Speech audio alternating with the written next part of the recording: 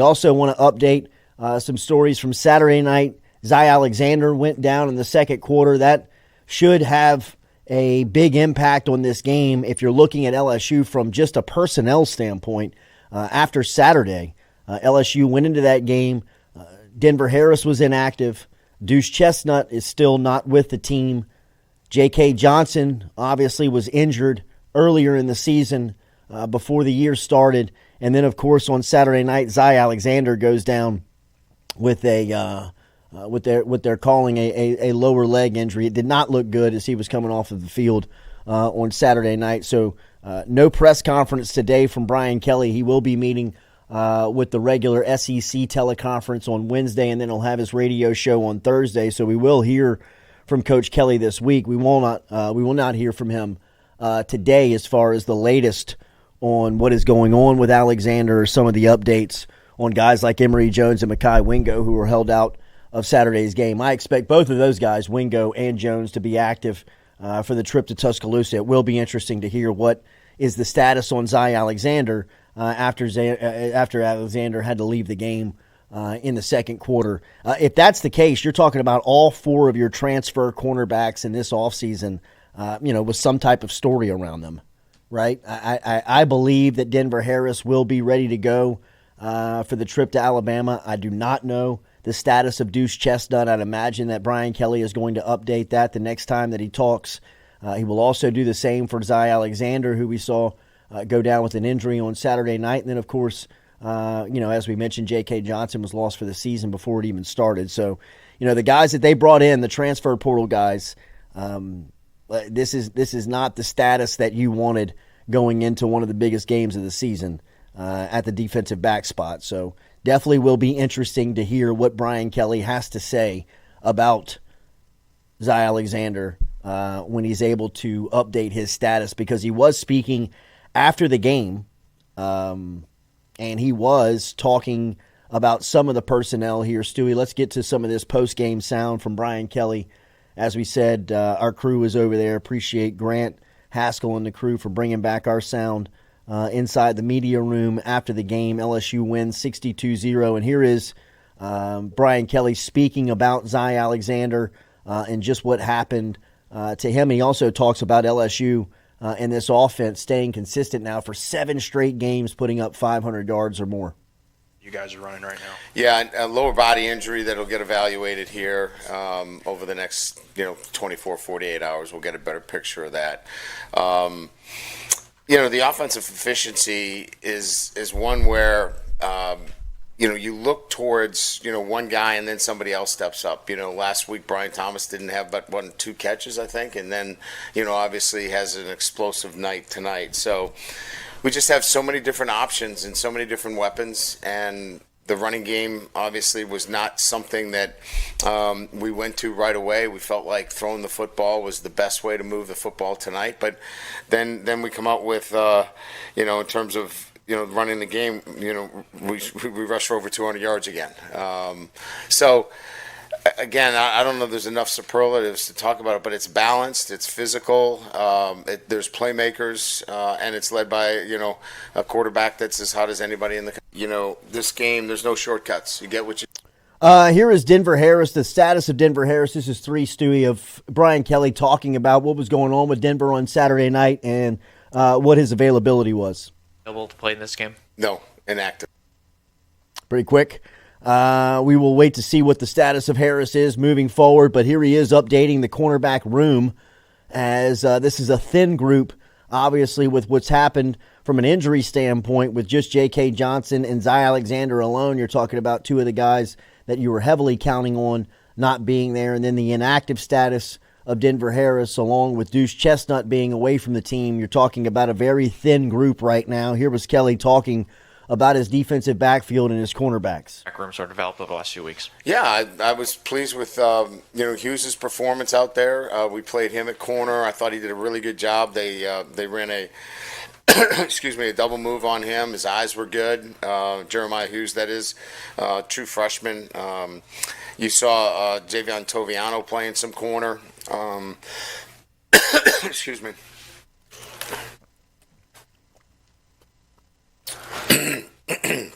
So, those are the guys we've got. We're down to playing two corners that are true freshmen. You guys got anybody else? That's all we got. Any other questions about the freshman corners? Is that good? Yeah. Okay. Good. No, I like them. They're just, they're freshman corners, and those are the two that were available to us because Stamps is still out with an injury, and he'll be back hopefully on the bye week. So Kelly, talking about the status of his cornerbacks right now, it's not good. When you're talking about the corners, you can tell by Kelly's demeanor and the way that he's answering the questions there that he's just a little annoyed with the personnel, the lack of, and what they're going to have to try and figure out here before they get to Alabama. One of the bright spots in the secondary, this is 8 Stewie of Andre Sams. A couple of interceptions for Sams on Saturday night, and Kelly talking about how the junior college transfer, how the transfer out of Marshall has affected LSU's defensive backfield. I have a cough drop if you need one, and I'm not being It's sarcastic. not a cough drop. It's I don't know. I'm just so excited to be with everybody here tonight. Getting a little choked up. On a serious note, talking about the defense. I was serious. Andre Sam, 2 interceptions, his growth and his progression this season. Yeah, it's fun to watch. His patience is really what's starting to show. I thought he took himself out of some plays early in the year, being maybe just a little too aggressive or out of control. If you remember early on, maybe some missed tackles. He's really settled in and is playing confident and patrolling the middle of the field. He had a couple maybe, he'd like to have back, or he'd have 4 interceptions. But playing at a high level, we need him to continue to do that. If he does, he presents a solid piece for us back there.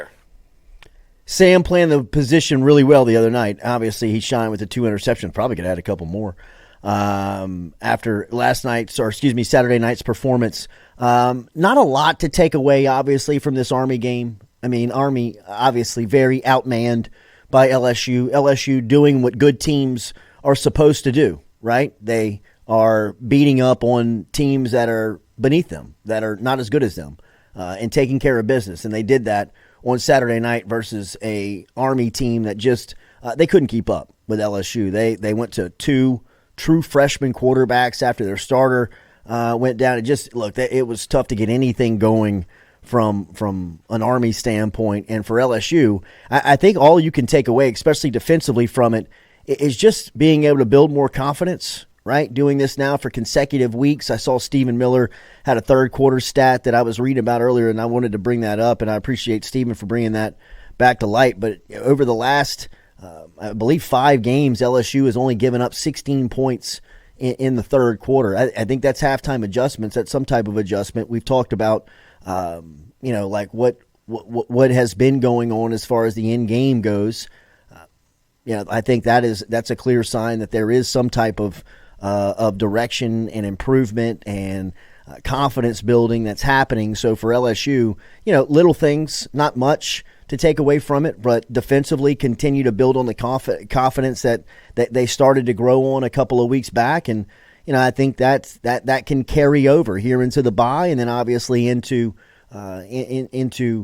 game week with Alabama on deck next here as a trip to Tuscaloosa is imminent with LSU. So, again, there's, not a lot to really take away from it, but I would say that from a defensive standpoint, when you play a team like Army who is they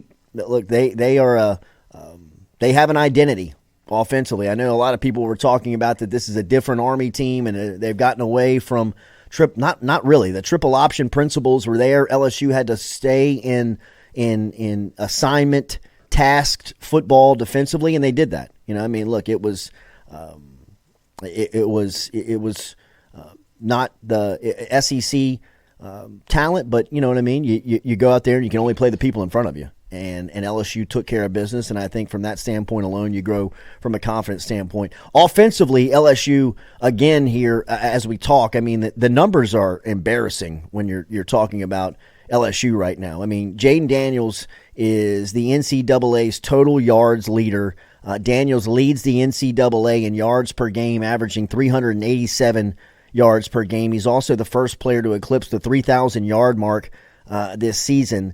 Daniels right now is averaging 9.85 yards per play, nearly a first down every time he touches the ball, which obviously ranks number one passing right now. He's got 2,573 yards passing, which is just 3 yards behind Michael Penix for the most passing yards in the NCAA. He's got 521 rushing yards in the 8 games this season.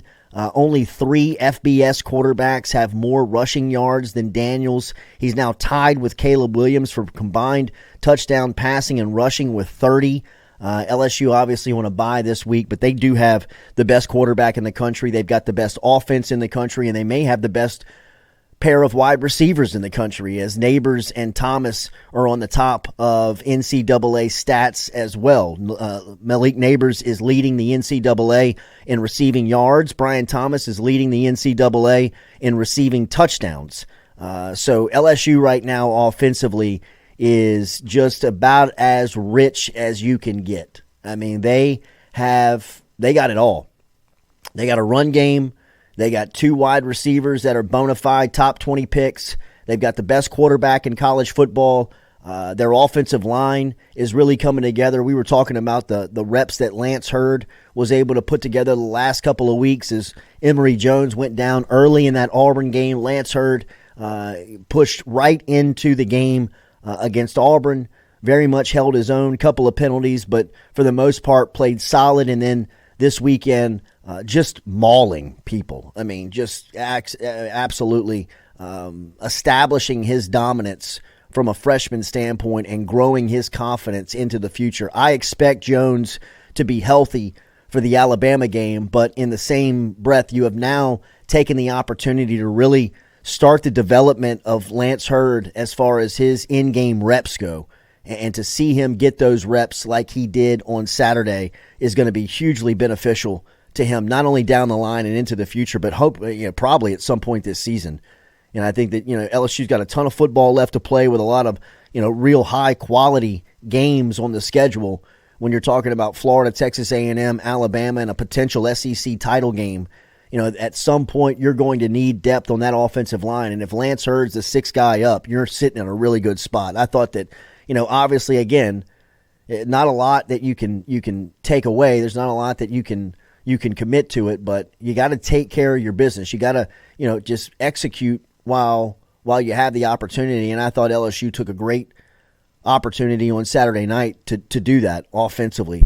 This is 10 Stewie of Brian Kelly talking about just Jaden Daniels at this point. How good is he from his head coach's standpoint?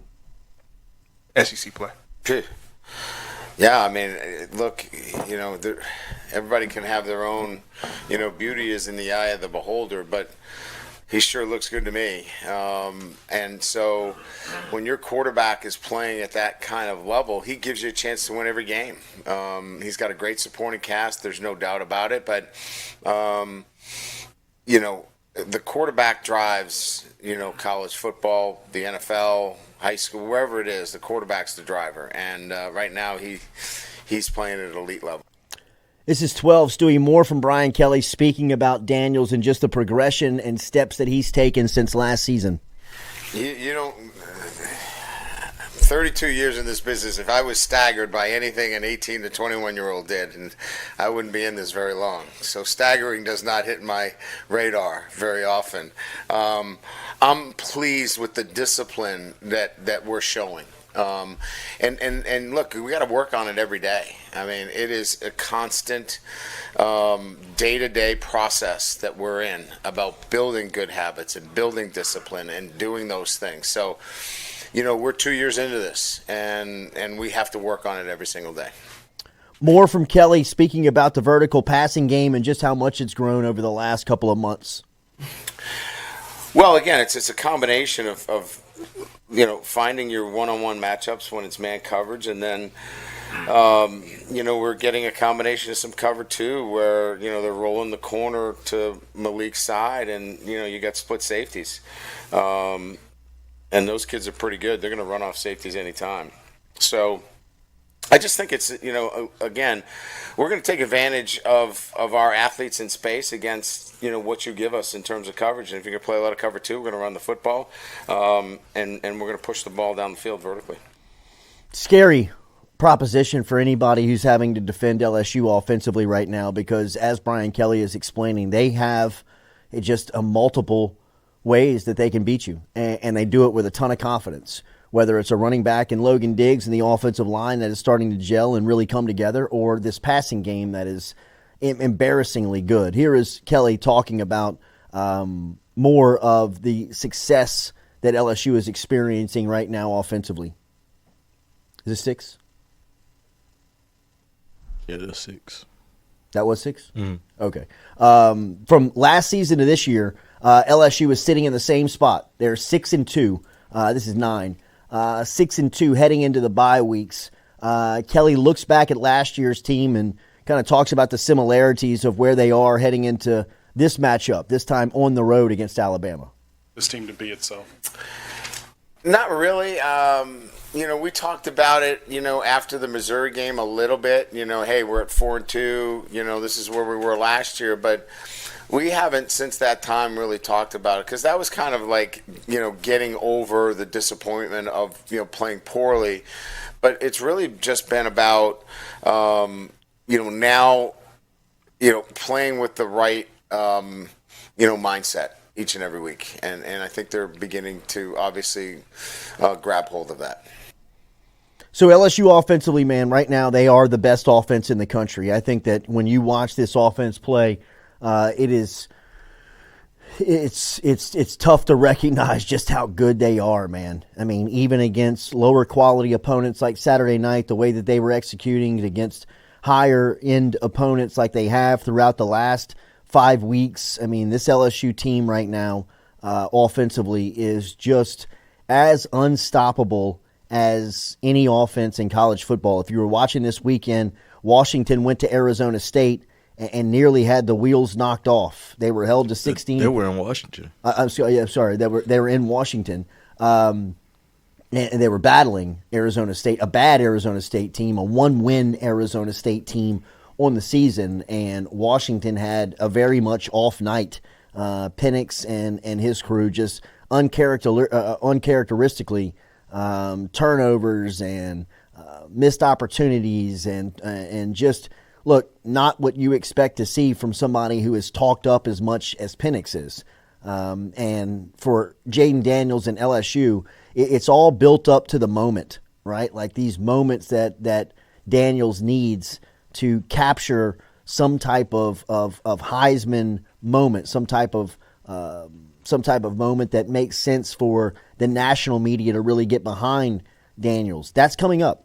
And I think he's pulling in to Tuscaloosa with about as much momentum as he could have built up here in the first 8 games of the season, right? Like, I mean, he's done all he can do to make this matchup for him as monumental as it feels.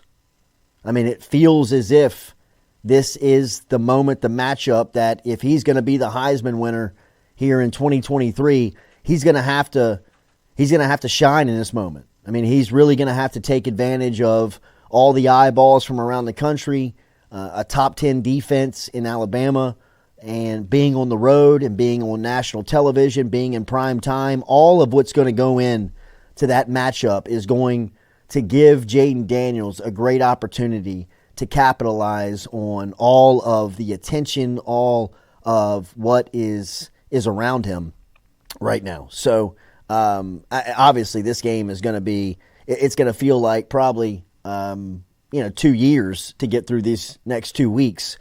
But it's the same LSU-Alabama game sitting at the end of the rainbow here that we've been talking about, which feels like for the last dozen years, 10-plus years. I mean, the same type of interest, the same type of build-up, the same amount on the line. and you're talking about two teams that something's got to give. Best offense in the country to a trending defense right now that's getting a lot of attention. Playmakers at every level, right? I mean, guys like Dallas Turner and Kool-Aid McKinstry and guys that we'll talk about over the next couple of wins, over the next couple of days and weeks, will obviously be something that we talk about on how, if Alabama, Alabama's going to have a plan, what their plan is going to be against this Alabama squad. So we'll see, man. It's going to be interesting. It will be interesting to hear what is the latest on the defensive backfield, just from a standpoint of who's healthy, who is going to be the options, who is going to be available. Really, I mean, at this point, you're looking for warm bodies. You just need somebody to get off the bus at this point. Thanks for tuning in to our premium LSU content right here on YouTube. If you want more of it, subscribe below.